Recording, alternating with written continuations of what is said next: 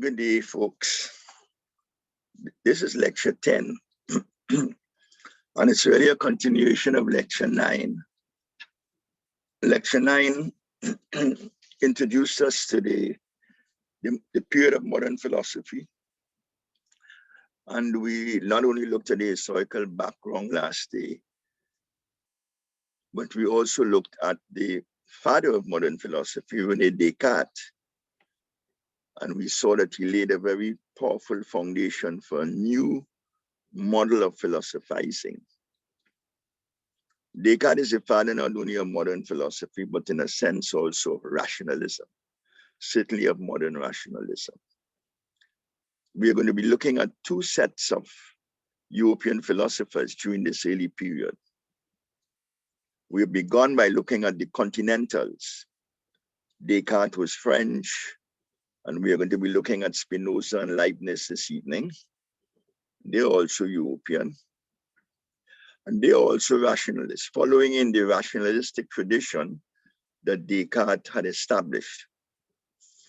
And before going to them, I think I need to discuss in a little greater detail essentially what constitutes rationalism, because rationalism is a continuing element of almost all philosophical discourse. Almost all, I said. The irrationalists, those who are opposed to reason. But rationalism is an element, and we saw it in Socrates, we saw it in Plato, we saw it in Aristotle, certainly. The modern rationalistic approach or methodology takes a slightly different form. But when we look at Descartes, we see that he laid the foundation for that rationalistic approach to philosophizing and to thinking generally. You remember that I spoke about Descartes' concept of innate ideas. Descartes is saying that there are a number of sources of ideas. We look at the world, the external world, and we get ideas as we see the external world. It comes to our mind as sensations from the external world. We get representations or images of objects and entities in that world, and that constitutes a body of ideas. These would be novel to us, and we would have learned something new by looking at the external reality before us and perceiving and cognizing the objects in that reality. There's another source of ideas, and Descartes mentions it, ideas that we create ourselves. We can generate ideas. And in a sense, the whole history of philosophy is the history of the generation of ideas. People speculate, they come to conclusions, they create new notions and so on. But the innate ideas come to us. We do not invent them or create them. They just come to us in a very self-evident manner. And when you looked at how Descartes reasoned with his use of systematic doubt, you get a clear impression as to how these innate ideas operate. Descartes denies everything. As I said, the denial is strategic, it's systematic, it's instrumental. He denies that there is a world around, and he establishes just one basis for certainty or for certain knowledge, and that is the knowledge of the self. When he establishes that basic self-certainty on which he can now ground all knowledge, he begins to reconstruct knowledge. And the knowledge that comes to him is a self-evident knowledge. For example, notice how he arrives at the knowledge of God after the knowledge of self. He says, if I am, if I think, therefore I am, but if I am, then God exists.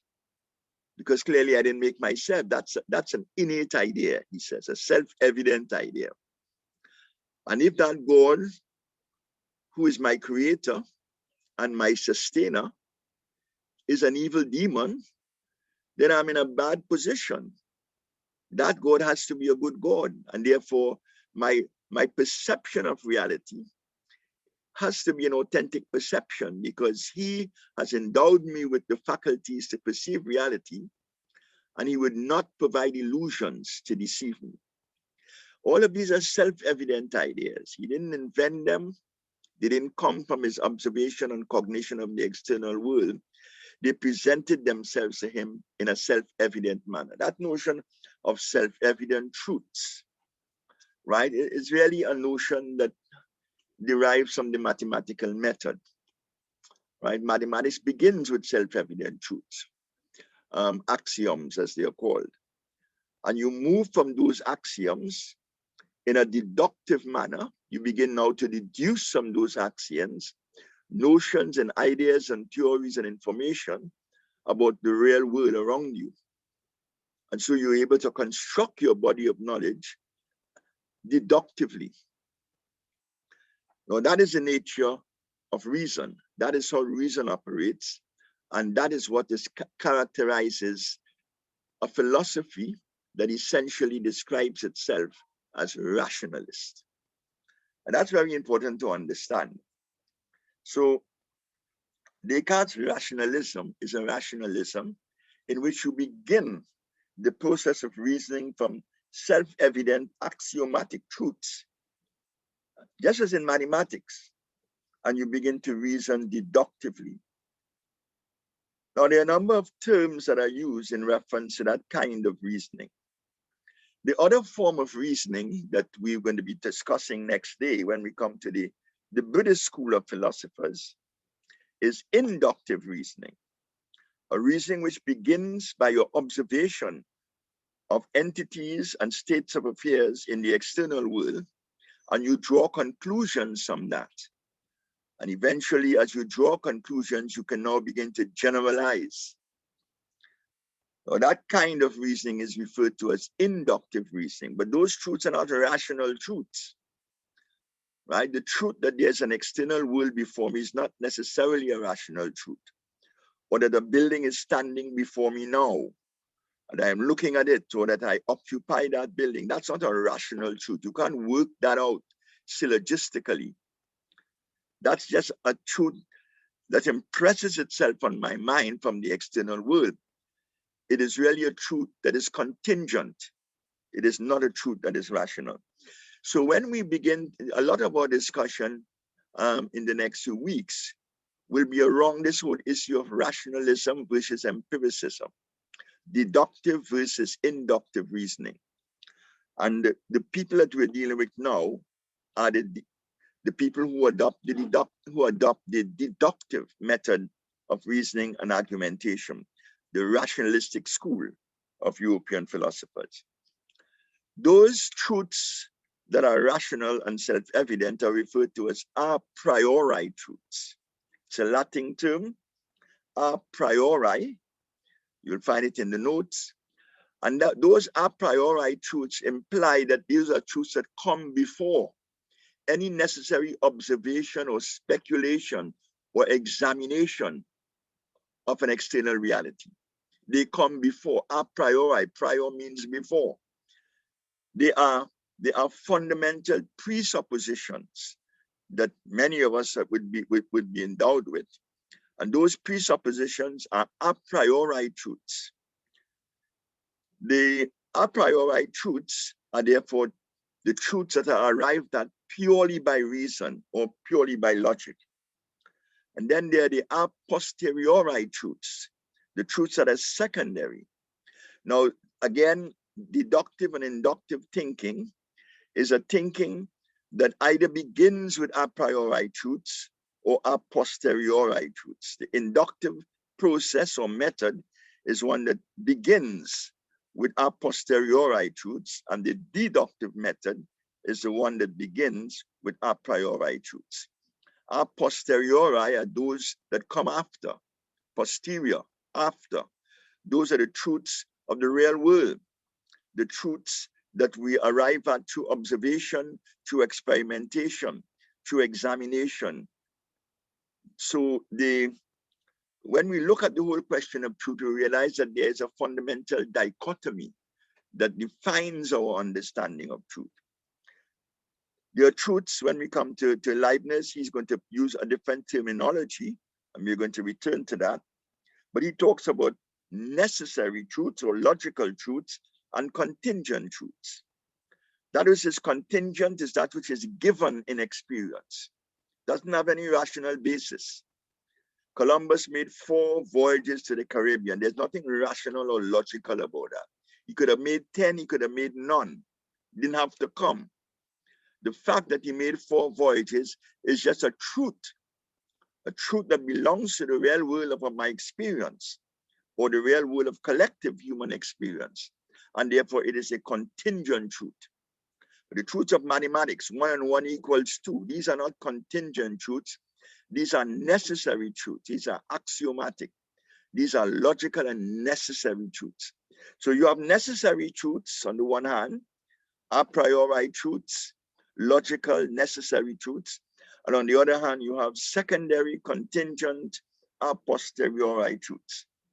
And a lot of the philosophy that we are going to be examining in the next few weeks will certainly focus on that dichotomization of truths. There are other kinds of ways of talking about truths.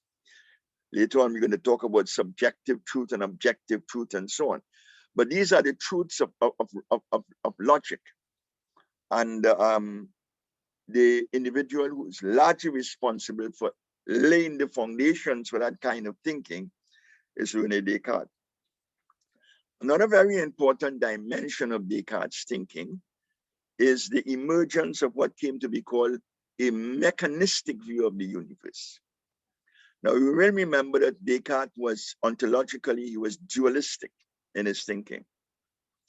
Descartes believed that there is a radical division between what he calls the res cogitans, the thinking thing, and the res extensa, extension, space-time, if you wish.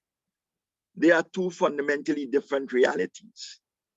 There's a certain kind of correlation, there's a certain kind of interaction between them, but they are separate and distinct realities. And Descartes is really reiterating an ontological view that goes straight back to Plato, and an ontological view that was adopted by Christianity and defined almost all of the medieval thinking that we had been examining before.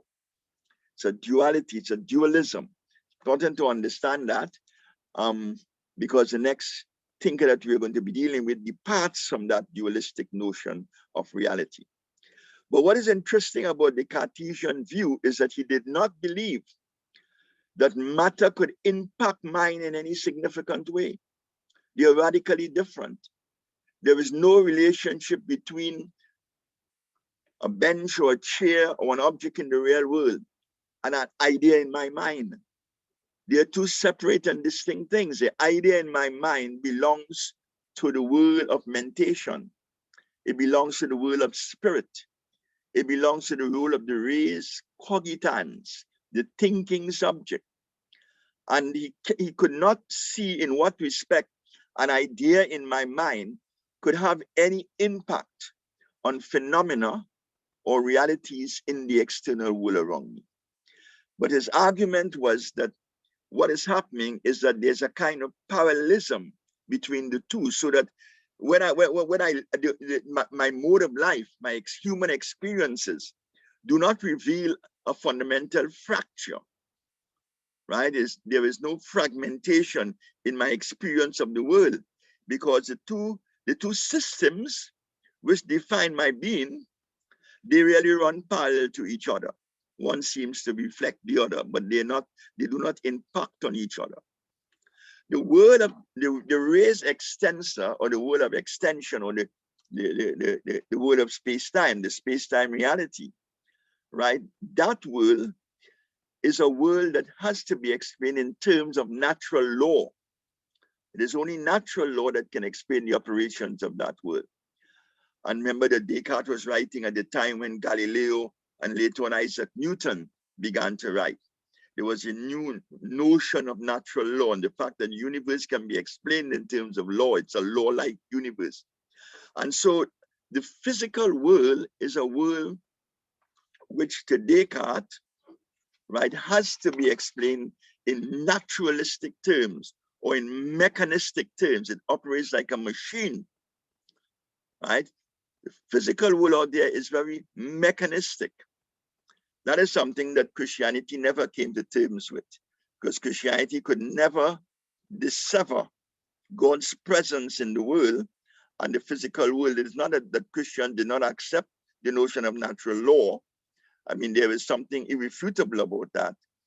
But Christianity never was able to come to terms with that mechanistic view of the universe. That mechanistic view developed and grew, but it has its origins in Descartes, the Cartesian system. And it is interesting to see how that view eventually evolves and becomes, in fact, by the 19th century, you could have seen that mechanistic view in the theory of evolution itself, a theory which excludes any supernatural phenomenon or presence in reality, and explains all the changes in the natural world purely in terms of changes as parts within a larger machine, a self-operating, self-actualizing machine.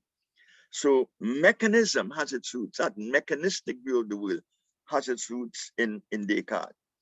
And so Descartes' thinking really lays the foundation for a considerable degree of contemporary thought, extremely rationalistic, because the view of the universe as a machine, it's mechanistic, is an extremely rationalistic view. The next thing I want to go to is a very interesting one, and his name is Baruch Spinoza. Baruch Spinoza, also like Descartes, lived in Amsterdam, lived in Holland. Baruch Spinoza was a Spanish or Portuguese Jew, but because of the fact that he was a free thinker, he really could only operate in one country in Western Europe, and that was Holland. And so he lived in Amsterdam. He was not a Christian. He belonged to the Jewish community, but he was a rebel in his thinking. Right? Baruch Spinoza, in fact, his name is either Baruch Spinoza or Benedict Spinoza. His Christian name is Benedict. His Jewish name is Baruch. Benedict Spinoza, Baruch Spinoza, as a very young man, was soon expelled from the Jewish community. And he was expelled from the Jewish community for the radical nature of his ideas. And as we examine some of his ideas, you're going to see how radical they are. In the first case, he was very skeptical about Jewish literature and very often the authenticity of many of the accounts within the Jewish canon. And he began to develop an exegetical method that has, to a large extent, established the foundation for a lot of contemporary modern biblical scholarship. What came to be called later on higher criticism of the Bible. And in today's world, I think very often it's referred to as the critical historical method, where you read the Bible just as an ordinary book and not as a canon of sacred writings, and you explain and interpret it as an ordinary book. That is something that Baruch Spinoza laid the foundation for in Western Europe. And that in itself alone would get him expelled from the Jewish community. So he was ostracized, he was excommunicated from the community. In fact, the Jews instructed other Jews to have no relationships or dealings with him. But the quality of his mind was one certainly that drew a lot of attention to him and his writings.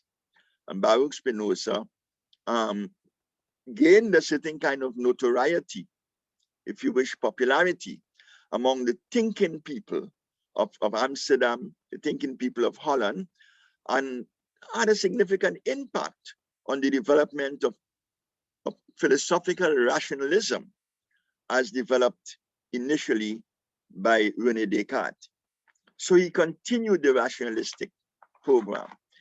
But one of the ways in which he differed from everyone else, and in fact this view that he enunciated, which essentially was an ontological monism, he rejected a dualistic interpretation of the universe, and he adopted a monistic interpretation of the universe. The universe is only one thing. It cannot be more than one thing.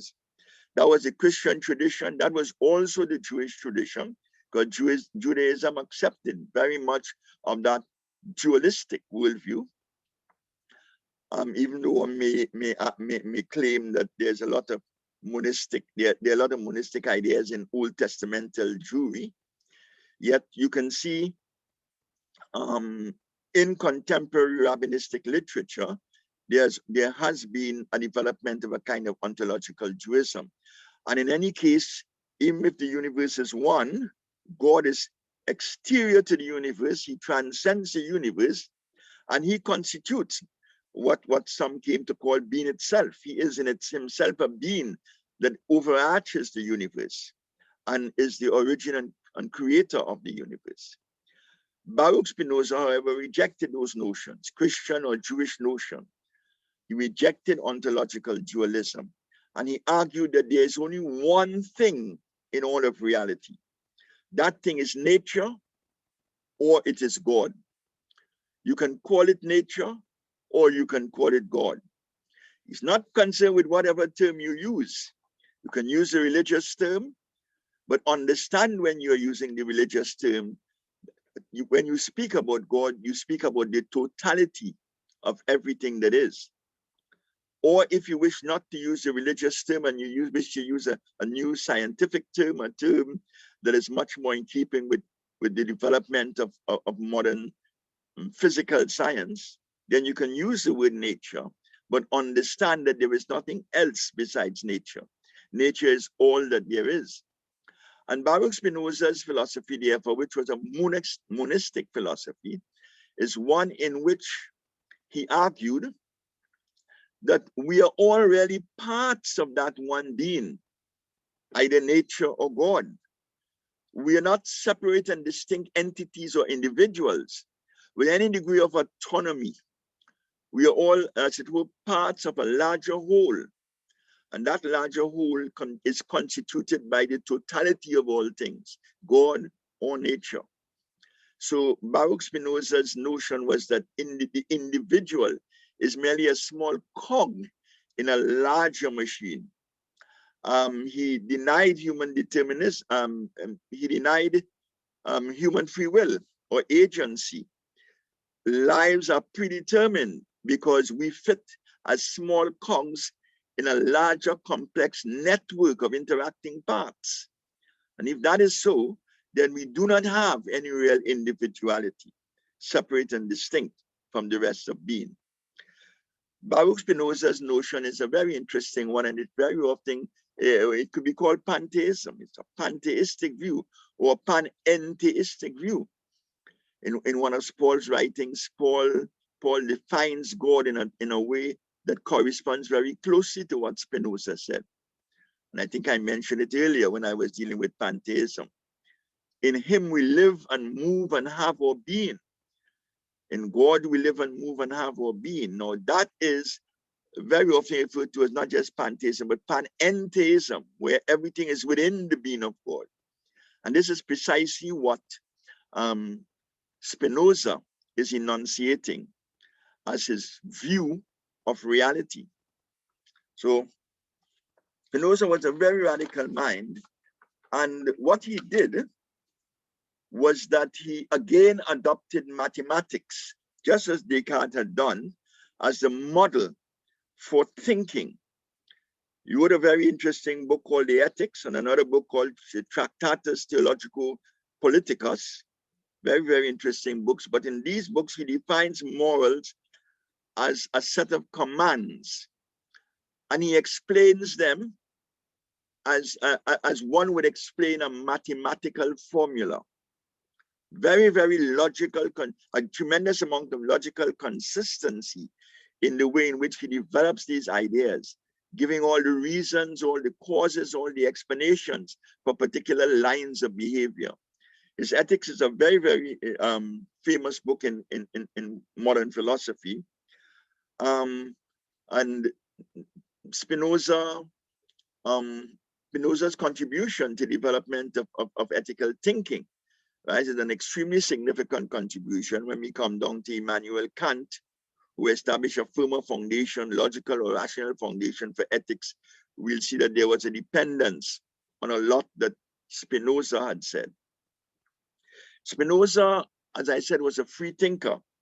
So he was intolerant of religious bigotry. He advocated a political system or polity that granted people the freedom to express their ideas, the freedom to think their own thoughts, right? And you will find that a number of the thinkers in this period are really on the side of tolerance, on the side of freedom of speech, and are now beginning to enunciate concepts of human rights. When we come to the British empiricists, we'll deal much greater length with the notion of fundamental rights.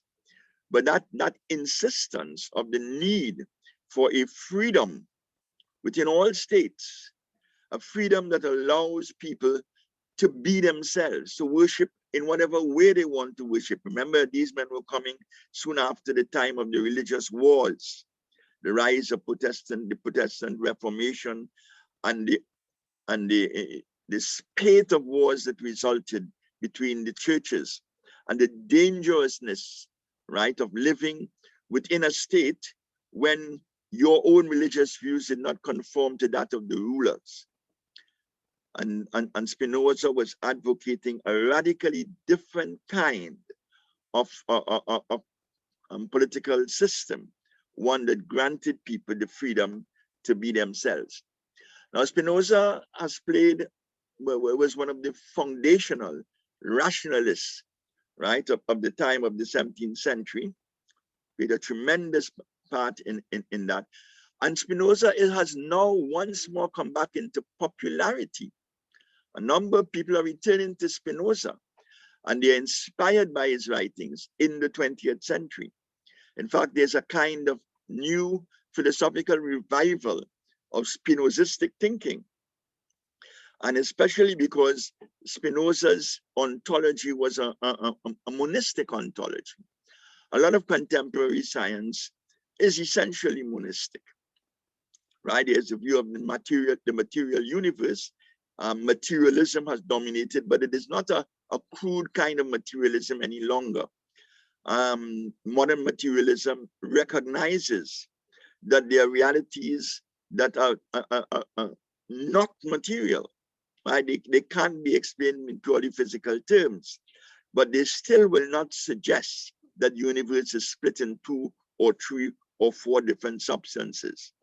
They will still argue that fundamental to the physical universe, the physical substratum of the universe, we are finding new qualities, new phenomena emerging out of that, right? For example, the notion of life itself. Life itself is not separate and distinct from the atoms that constitutes the entity, the living being, but it emerges out of that.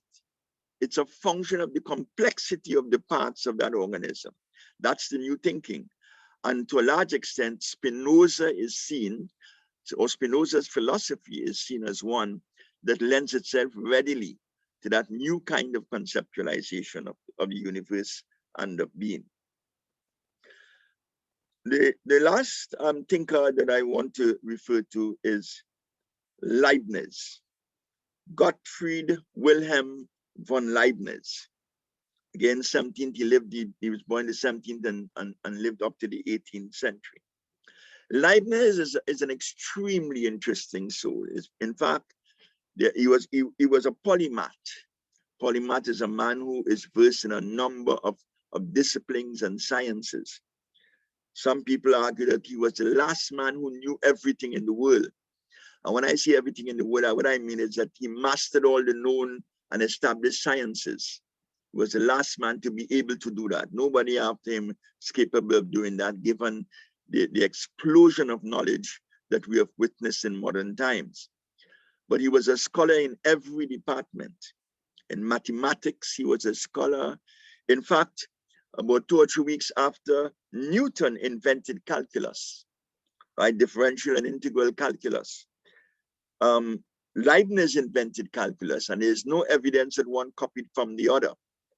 Newton had come up with calculus to solve some of the problems that he encountered in his explanation of the law of gravity. Leibniz's calculus really was a result of the fact that Leibniz was a leading mathematician.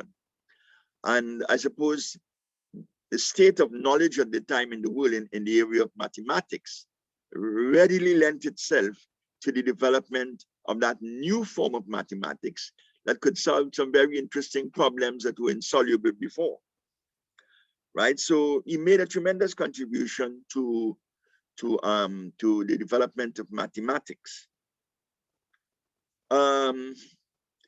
But what is interesting about Leibniz is that he was not a monist like Spinoza. He certainly was a dualist, and he was a Christian, right? He was not anti-Christian, he was a Christian. But he came up with a very interesting theory, right? And that theory is very often referred to as a theodicy. It's a term that should be familiar to theologians. Theodicy is a system of ideas or doctrines or notions which explains God and the universe, right, in a very positive manner. But it tries to justify the ways of God to man, theodicy. Leibniz argued that we lived in the best of all possible worlds. And that's a very interesting notion. And I don't think that any Christian will deny that we live in the best of all possible worlds, in spite of the fact that this world is such a horrible place with sin and all types of evils and sufferings and so on. Because to believe in a good God, you have to ascribe to that good God the fact that he will only provide his people that he loves and he's concerned about, with the best possible world conceivable. Now, he's not writing from a religious standpoint. So there is no evil in his world. There is no evil spirit that confounds, you know, the objects of God's creations or the intent of God's creations. What he is saying is that in the construction of a world, God has provided a world in which there's a maximum number of blessings, if you wish, of benefits to man, and a minimum number of adversities. You can't create a world without these, the one or the other. Whatever world you create is a world that must have those two necessary polarities of being. So what God has done is that he has created a world with the maximum number of positive values and entities and characteristics, and the minimum number of things that hurt and destroy and afflict. Best of all possible one. And that is based on what he calls the principle of sufficient reason. When we were dealing with the medievals, I referred to Occam and said Occam had provided a tool for scientific investigation and philosophical investigation, which was referred to as Occam's razor. And Occam's razor, really, the notion of Occam's razor is the notion that you must be as economical in your explanation of anything as possible. The most economical answer is certainly not only the best answer, but the right answer. If you try to explain something and it's extremely complex and so on, and there are easier ways of explaining it, then you ought to resort to the easier ways of explaining it. And it is the use of that Occam's razor that in the hands of Leibniz is referred to as the principle of sufficient reason. We live in the best of all possible worlds. And when you look at that world, you see that there are necessary and sufficient reasons for God's establishment of that world. And we argue that all the time in Christianity, in Christian theology. We talk about a world in which there is no sin. But if we have a world in which there is no sin, we may not have a world in which we enjoy human freedom. And the fact that man is free, which is an extreme benefit, that we have agency in the world, gives us the opportunity to go against the laws of God. So there is a sense in which we are ourselves within the Christian tradition also talking about that Leibnizian universe, which is the best of all possible worlds. Now, clearly, Christianity looks forward to a world in which all these things will disappear. But I'm not sure that Christian theology has explained how human freedom will be managed within that context, a sinless context, right? All we are told is that we're not going, nobody will sin again. But clearly, what the account that we give of this world is an account that includes our freedom, right? As a gift of God, as an evidence of God's love and God's mercy to us, and the fact that God wants a relationship with us. And that is the basis on which people can now disturb the moral order, defy the laws of God, and do that which is wrong. Leibniz's concept of the best, living in the best of all possible worlds is a very important one. Later on, when we come to but I hardly deal with Voltaire, but Voltaire made fun of that notion. Voltaire came after, he was at the time of the French Revolution, towards the end of the century, and Voltaire wrote a book called Candide, very famous novel. And Candide is supposed to be a character who experiences every conceivable form of suffering, goes into slavery, cast on an island, marooned, all kinds of things happen to him. He's beaten and brutalized and brought before the Inquisition and so on. And Voltaire asks if that is necessary. If the experience of this man can be fitted into the reality that Leibniz is speaking about, the best of all possible worlds. Remember that the world is a world of tremendous evil. And Voltaire was able to draw on the reality of human experience in order to really punch holes in the Leibnizian picture, right, of sufficient reason. The notion of the best of all possible worlds and the notion of sufficient reason also is connected with another notion that Leibniz enunciates, and that is the pre-established harmony that God has created. God has created a world in which there is a pre-established harmony. Now remember that we talked about the parallel nature of the res extension and the res cogitans, that they run along parallel lines, but one does not impact on the other. That the world is really a duality, but that duality is not a duality in which things are necessarily in conflict. They run along parallel lines. Leibniz is going beyond Descartes, and he is saying that it is not just that they run along parallel lines, the physical world and the mental world, or the physical world and the spiritual world. They don't necessarily just run along parallel lines. There's a pre-established harmony between them. God has established an harmony. So even though you cannot identify any connection between a thought, right, and the physical object that is before you, which you're manipulating, which you're creating, which you're using, which you're deconstructing, even though you cannot identify any relationship, direct relationship between the thought and the object, yet there is a pre-established harmony that God has established. And that is why everything seems to be in such beautiful unity. He talks about, he enunciates a notion that is very interesting, the principle of the identity of indiscernibles. And all that he's saying really here, it's a lovely term, very philosophical term, but all that he is saying here is that things that are identical, when things are identical, then there really are no differences between them. The identity of indiscernibles therefore means that if you can not find any differences within objects, then those objects are really identical. But he's saying that no two things in the universe are identical. And therefore the identity of indiscernibles, right, stipulates, right, or points to the fact that everything in the universe is in an individual, separate and distinct. And that brings us to one of the central features of Leibniz's philosophy, of his ontology. Leibniz enunciated the notion that the universe is constituted of an infinite number of small things that he calls monads. M-O-N-A-D, right? Or souls, they're like souls. The monad is like a soul. So the universe, it's very similar to the atomic theory.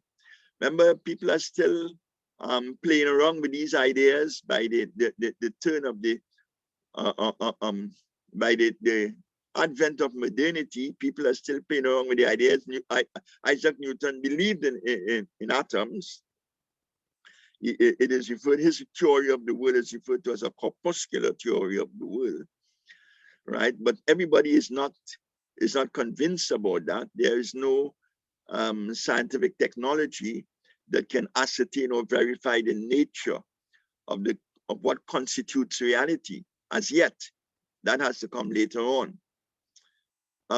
What he's enunciating is something similar to the notion of the atom, but traditional notions of the atom before the 20th century enunciated or defined the atom as a very simple entity. The atom is the smallest part of any object that one can identify. What Leibniz is saying is something radically different. He's saying, no, the universe is comprised of these small entities called monads, but they're like souls. They are like a microcosm. Each one of them is like a microcosm of the universe itself, containing all of the complexities of that universe.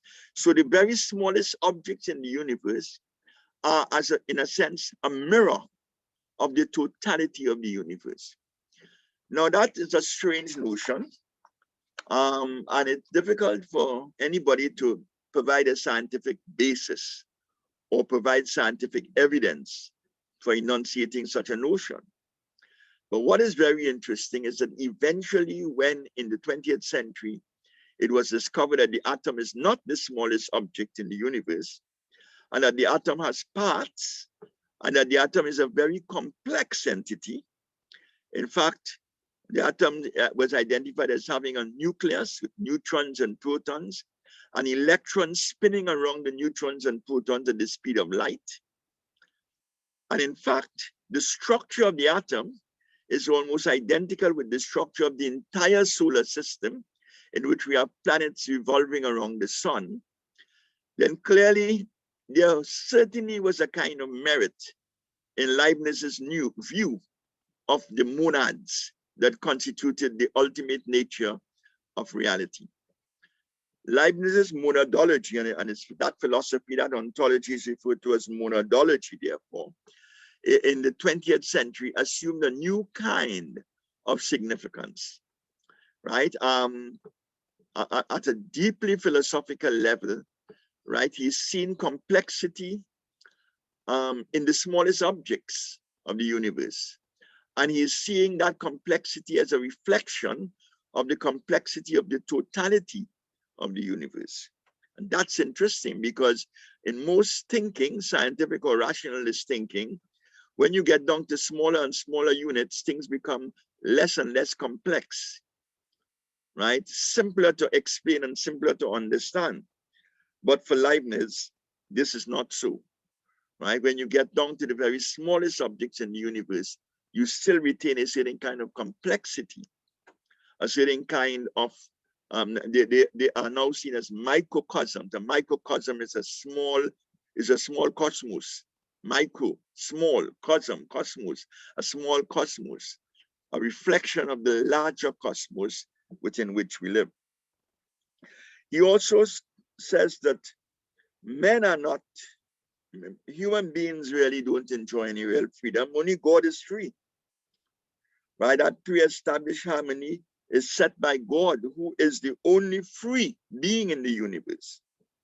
His creation is governed by the principle of sufficient reason. And nothing happens in the universe without a reason.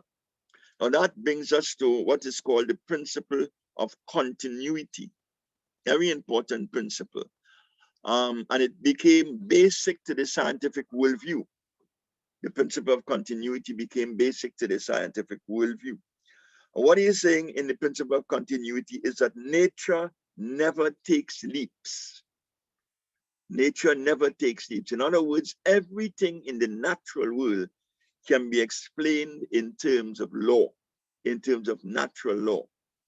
Every cause has an effect, and every effect has a cause. There are no leaps that nature takes. Now, why that is so very important is because, remember, the traditional Christian worldview was a worldview that saw miracle as essential to an understanding of the nature of the universe. In fact, there's a sense in which creation itself is a miracle. But Christianity has always seen miracles. The virgin birth being a miracle, incarnation being a miracle, and things like that. Very many of the miracles of Christ, for example, Christians normally explain these things as if they are acts of God that are made independent of natural law.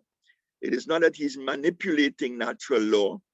It is that he's really avoiding natural law and bringing about healing and so on to people. And the church has always believed that individuals are allowed the opportunity at times by the Holy Spirit to engage in miraculous events. The whole story of the Catholic Church, for example, is a story in which miracles are everywhere. At lakes, in grottos, in cathedrals, and so on. Miracles are always.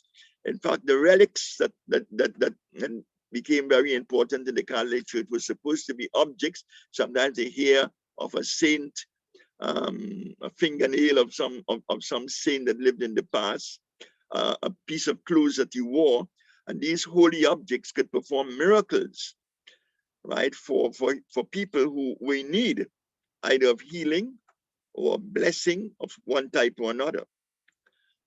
So the Christian notion of miracle is a notion that to Leibniz implied that nature takes leaps. And Leibniz is saying, no, nature does not take any leaps. That principle of continuity is what governs the operation of all things. So that notion of Leibniz, it became fundamental or central in the new scientific world picture that rejects the notion of miracles being performed. Leibniz also provided us with four metaphysical proofs of God's existence, right? The ontological argument, he also accepted the ontological argument as Descartes.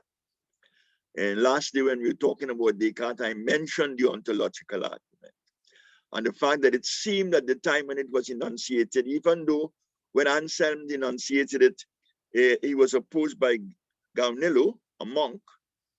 Galileo advanced tremendous arguments against the notion, yet it came to be accepted and it came to be so very obvious, right? It was a truth of reason. It was you know, an innate idea in our minds that certainly God, if he is the, you know, the most perfect being in the world, must exist.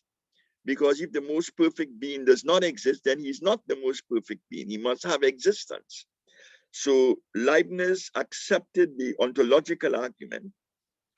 He also advanced the cosmological argument. And again, remember that Descartes had done that, and that was an argument that was used since the time of Aristotle, cosmological argument, that here's a universe before us that is not created itself, and therefore there must be a designer, someone who brought it into being, and someone who sustains it. So the cosmological argument is an argument for God's existence. Then there's the argument from eternal truths. That is an eternal truth. And again, the eternal truths are like the innate ideas that Descartes is speaking about. So very obvious, right? It's not only, you not only have to use the ontological argument to be convinced of God's existence or the cosmological argument, but the force of the idea itself, when presented to the mind, must be acceptable, must be admitted. It's an argument from eternal truths. And then there's the uniquely Leibnizian notion, right, that the argument from pre-established harmony or design is evidence of God's being and God's existence. How can you have such harmony in the universe? And it is not just that the harmony in the universe can be seen in the movement of the heavenly bodies and so on. He's talking about the harmony between the spiritual and the physical, that pre-established harmony between two separate and distinct ontological entities. He's saying that that in itself is an evidence that there must be a designer, creator behind it all. Leibniz made a tremendous contribution, as I said, to almost all fields of knowledge, right? He talked about creating a new language, a language that would be used by the scientists and so on, that transcended other languages, so that people could really communicate truths in their most pristine form, right? His esoteric philosophy attempted to create a generalized mathematics, what he called a characteristica universalis, in which thought is replaced by calculation, and every predicate is contained in the subject known only to God. Now, when we talked about truth, I didn't mention that a lot of the truths of reason are really tautological truths. A priori truths very often are tautological. The predicate is contained in the subject. A tautological truth is an irrefutable truth. There is no way in which you could refute it. You don't have to get any external evidence that it's true, right? That there is a friend standing next to me is not a tautology. That's a contingent truth. You can prove or disprove that. Somebody enters the room that I'm in and they see nobody and they say, no, there is no friend there. But when you talk about a tautological truth, you're talking about a truth which is very obvious to the mind. And it is a truth in which the predicate is contained in the subject. All bachelors are men cannot be refuted. There's no way in which you could refute that, because inherent in the concept of bachelor is the concept of man. Women can't be bachelors, right? So that is a truth of reason. That is a tautology. That is a self-evident truth. That is a very logical truth. And what he is saying is that all truths ultimately should be like that. But he was thinking of constructing a mathematical system that reduced all truths to tautologies. He's saying in the mind of God, all truths are tautologies. Even what we consider to be contingent truths are really tautological. So Leibniz really was trying to develop a new kind of science to bring scientific language to a level in which there could be no dispute about the conclusions that one draws. Bring it to a level in which we could be certain that as human beings, our minds could contain and possess truth. And then there's two laws, the laws of non-contradiction and the law of sufficient reason, the law of non-contradiction. We mentioned that when we were dealing with Aristotle, the fact that one of the things that weakens an argument, right? One of the things that falsifies an assertion is the presence of a contradiction within it. And very often in analyzing a body of ideas, a system of thought, one of the things that you do as you scrutinize it is that you look for possible contradictions. Once you find contradictions, it really deflates the argument. It impoverishes it. It may not completely destroy the argument, but it certainly makes the argument much weaker. And so contradiction, the law of non-contradiction, is a fundamental law, right, in the science of thought. And this is something that Leibniz insisted on. So Leibniz certainly was a rationalist. And the three men that we have just discussed, Leibniz, Spinoza, and Descartes, are really the men who laid the foundation for Western rationalism.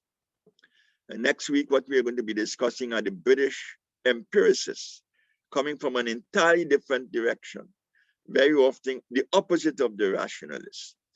And so what we will find later on is that there was a tremendous divergence in European thinking between rationalists on the one hand, who are generally European, and empiricists on the other, who are generally British. Later on, however, in the Enlightenment period and after the Enlightenment period, an attempt was made to unify those two bodies of ideas, to bring them together, to reconcile them. But in the very early period, I do not think that the thinkers were prepared for a reconciliation. Each discussant of his philosophy was convinced that his own methodology and his own procedures were correct. And therefore rationalists were, they were proud to enunciate the basis of their rationalism, and similarly empiricists the basis of theirs. So I'll end here today, and the next week we are going to be looking at the British empiricists.